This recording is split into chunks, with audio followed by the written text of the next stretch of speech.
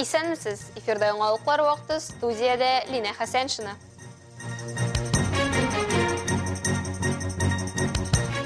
Әлмәттә хисап җыелышлары старт алды.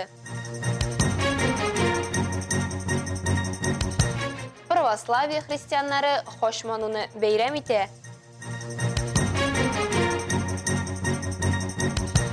Ознакайда Тату сыйныфны ачыклыйлар.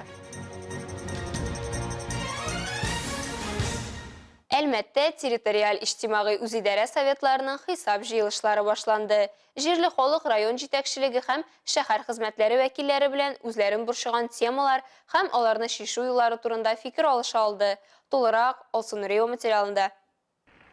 18-нче территориаль иҗтимагый үзидарә территориясендә 48 торак йорт бар. Анда 3850 кеше яши. 2023 елда бирдә экология, җәмәгать тәртибен саклау һәм хокук бузуларны профилактикалау микрорайон халкы белән социаль эш башкарыла һәм квартал эчендәге территорияләрне төзекләндерү бара. Узган ел 18-нче территориаль иҗтимагый үзидарә Татарстан Республикасының иң яхшы территориаль иҗтимагый үзидарәсе конкурсында 4-нче урынны ала. Приз акчасына Ленин урамы 22 һәм Чехов урамы 40 адреслары буенча йортлар ишек алдында спорт корылмалары урнаштырыла.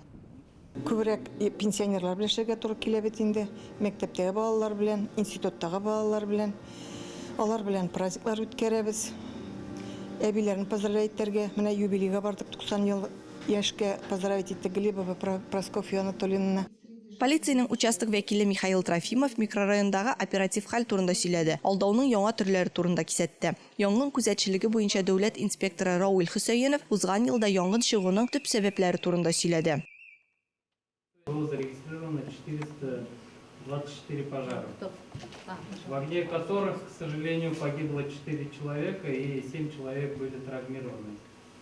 Район советы аппараты җитәкчесе Роза Әфләтунова билгеләп үткәнчә, безнең район республиканың сәнәгать җитештерүнең 3/1 өлешен тәэмин итә һәм Татарстан муниципаль берәмлекләренең социаль-икътисади үсеше рейтингында әлегә 2нче урында тора. Шулай ук ул районда соңгы 4 елда халык саны кимүен әйтеп үтте. У нас на сегодняшний день проживает более 211 тысяч. Когда мы доходили пик до 213 тысяч у нас было жителей. Традиция буенча халык проблемалары белән уртаклашты. Гражданнар канализация, капиталь ремонт, кырбаулары һәм түбәләрне кардан чистарту турында сорадылар. Белоглазов урамындагы 43-нче йортта яшәүчеләр подвал һәм подъезд халәте борчыганын сөйләде. Это некрашенные стены, в которые мы пытались отмывать сами. Грязь уже настолько въелась, что она не берется. После пожара там остались вот эти вот черные места не прокрашены. Это старые почтовые ящики, которые не закрываются. Это течь на первом этаже на лестничной площадке. Якын арада шәһәр хезмәтләре вәкилләре халык белән кире элемтәгә керәчәк. Алсун Рио, Рафаэль Сафин, яңалыклар вакыты, Луч Әлмәт телекомпаниясе. Территориаль иҗтимагый үзидарә советларының хисап җыелышы Риза Фахретдин исемендәге 1-нче гимназиядә дә узды. 16 һәм 16А микрорайонында яшәүчеләрнең сораулары буенча фикер алышуны без дә күреп кайттык. Высаживать цветы и ухаживать за ними. Территориаль иҗтимагый үзидарә ул микрорайонның, урамнарның, ишек алды йортларның, подъездларның мөһим мәсьәләләрен хәл итү өчен гражданнарны үзлегеннән оештыруның ирекле формасы. Бүген Әлмәттә 36 территориаль иҗтимагый үзидарә эшли. ТОС 16А, который находится на территории так называемого 4-го микрорайона, в народе это называется Поле чудес. На территории нашей ТОСа находится детский сад, школа, вот она обновленная школа в этом году, капремонт произошел, и подростковый клуб, и корт. Территориаль иҗтимагый үзидарә мөһим социаль һәм мәдәни масса күләм эш алып бара, төзекләндерү белән дә шөгыльләнә. Социаль юнәлеш ветераннарыбызны кайгыртуны да кулачлый. Гомумән микрорайонда яшәүчеләргә һәр яклап ярдәм итә. Ежегодно у нас проходит сход граждан. Это в начале года итоги предыдущего года и планы на будущий год. Потом у нас еженедельно проходит планерка в администрации, где мы обращаемся к администрации с жалобами жителей. Вот, а потом эти жалобы стараемся устранить. Управляющая компания АЛСУ обслуживает 203 многоквартирных дома на территории ТОС 16 на обслуживание АЛСУ. С 2020 года находится 36 домов. Количество сотрудников 58. За 16 һәм 16А территориаль иҗтимагый үзидарә микрорайонында яшәүчеләр Реза Фәхретдин исемендәге беренче гимназиянең актлар залында җыелды. Доклад белән идарәче компания җитәкчеләре, полиция хезмәткәре чыгыш ясады. Күзәтчелек эшчәнлеге бүлеге вәкилләре янгыннар статистикасы белән таныштырды. Более 50% пожаров с гибелью людей происходит в тот момент, когда человек спит. Во сне он не чувствует запаха дыма и поэтому наиболее беззащитен. Поэтому пожарный извещатель – наиболее доступное средство, способное спасти жизнь и имущество от пожара.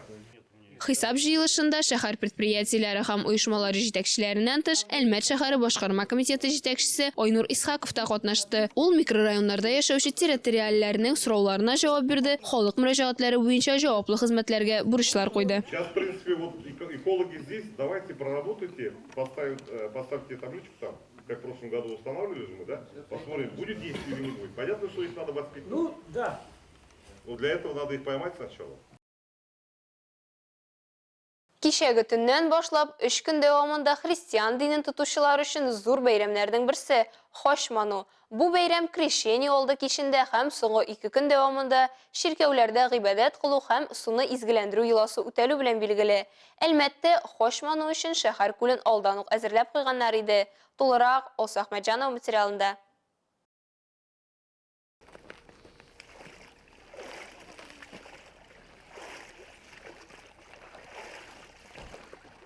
Бәкедә су куйыну Хошману бәйрәменең мәҗбүри йоласы түгел, ә һәр дин тотучының шәхси эше. Әмма шуңа да карамастан ширкәү бу гамәлгә каршы төшми, киресенчә хуплый гына. Чөнки бозлы суда куйыну кеше өчен зур сынау. Ул бәкедә куйынып үзенең мөмкинлекләрен барлый. Шыныга, тәненә дәва, җанына шифа ала. Изгеләндерү аны тагын да шифалы итә. Бу яшь егетләрнең бу беренче су куйынуы түгел. Алар өчен бу билгеле бер йола. Алдан әзерләнеп килдек бу юлы. Әзерләнсәң җиңелрәк икән, диләр алар.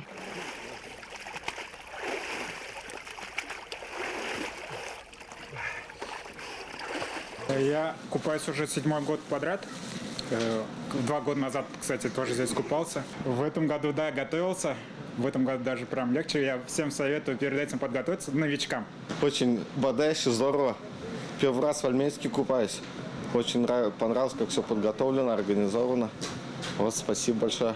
Әмма су куйынуны ихлас күңелдән башкарырга кирәк. Шул чакта гына тәнгә сихәт иярә, күңелгә җиңеллек килә диләр. Крещение бәкесендә православие динен тотмаганнарга да куйнырга рөхсәт ителә. Әлбәттә, салкын суга керү өчен тәвәккәллек кенә түгел, сәламәтлекнең нык булуы да кирәк. Для чего? Для здоровья. Люблю холодную воду. Я и в бане всегда холодную воду купаюсь. Все замечательно.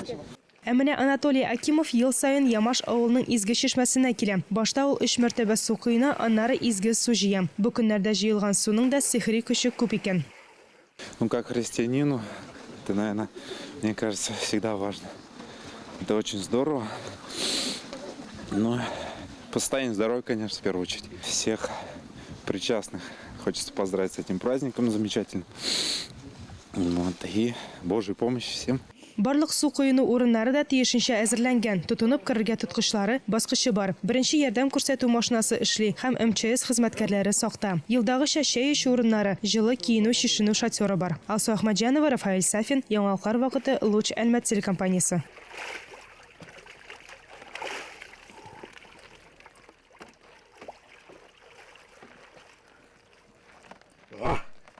Молодец. Отлично. Ознакайда Тату сыйныф серләре 2024 бәйгесенең сайлап алу этабы узды. Мондый күркәм чара районда инде 7нче тапкыр үткәрелә.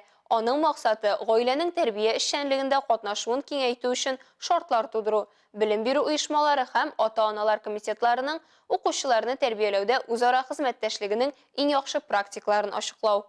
Әлеге бәйге үзенең актуальлыгын, популярлыгын һәм әһәмиятен югалтмый. Быелгысы исә гаилә ел кысаларында уза. Бүгенге сайлап алу этабында шәһәр мәктәпләреннән әти-әниләр һәм укучылар катнаша. Барысы 8 команда көч сынашачак.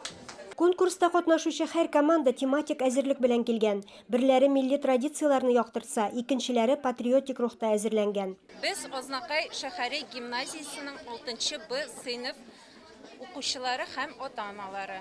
Бүгенге безнең тема гаилә елына багышланган. Biz bik aktiv qatnaşabız. Biz 9-nчы mektab, biz 7-nчы B klassın күрсәтәбез. Бүген шөгыльләрен күрсәтәбез. Ничек итеп оста итеп алар безнең талантлы балаларыбыз үсеп килгәнен күрсәтәбез бүген.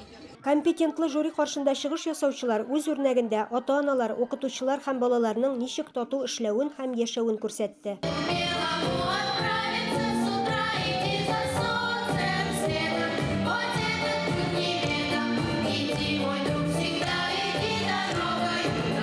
Конкурсның сайлап алу этабын узгач, ата-аналар комитетлары үз сыйныфларының һәм мәктәпләренең намусын район дәрәҗәсендә яклаячак. Илмира Шәрифуллина, Рөстәм Әкбаров, Яңалыклар вакыты, Луч, Әлмәт телекомпаниясы. Татарстан гидрометео үзәге белешмәсе буенча шимбә һәм якшәмбе республикада кар буран көтелә. Буран вакытында күз күреме 500 метр һәм аннан да кимрәк була. Җепшек кар ява, урыны белән бузлавык юлларда кар көртләре хасил булачак. Татар информ хәбәр иткәнчә, бүген Татарстанда көчле буран сәбәпле М7 Волга трассасында барлык төр транспорт өчендә хәрәкәт шикләнде. Шикләү 10 сәгать 20 минуттан һава шартлары яхшырганчыга кадәр гамәлдә. Карның күп явуы тулаем алганда экология һәм авыл хуҗалыгы өчен бик яхшы дип билгеләп үтә белгечләр. Чөнки соңгы елларда безнең төбәктә җәйге чорда корылык күзәтелә, явым-төшем нормасы үтәлми. Әгәр Россия гидрометео үзәгенең фаразы чынга ашса, 2 тәүлек эчендә республикада айлык нормага якын кар явачак. Әлегә шулар, мин Лина Хәсән, монтаж операторы Динара Гайнетдинова, сезнең белән сау булашабыз. Исәнеми булыгыз.